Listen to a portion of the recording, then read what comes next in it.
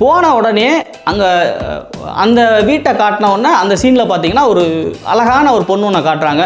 சரி இதுதான் கல்யாண பொண்ணு அப்படின்னு நினச்சா இல்லை அது கல்யாண பொண்ணோட தங்கச்சி அப்படின்னு சொல்லிட்டு ஒரு ட்விஸ்ட் தூக்கி போட்டு உடச்சிடுறாங்க. சரி கல்யாண பொண்ணை கூட்டிகிட்டு வாங்கடா அப்படின்னு சொன்ன உடனே கல்யாண பொண்ணை கூட்டிகிட்டு வர்றாங்க. நம்ம ஹீரோக்கு கல்யாண பொண்ணை பிடிச்சி போயிடுது.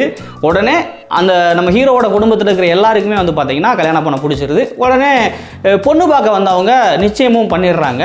நிச்சயம் பண்ணியிருக்கக்கூடிய சூழ்நிலையில் அடுத்து ஒரு ட்விஸ்ட் என்ன அப்படின்னு கேட்டிங்கன்னா, நம்ம பிரதமர் மோடியை காமிச்சு கொரோனா வந்துருச்சு, அதனால் எல்லா ஊர்லேயும் ஊரடங்கு உத்தரவு போடுறோம், இனிமேல் வீட்டை விட்டு யாருமே வெளியில் வரக்கூடாது அப்படின்றாங்க.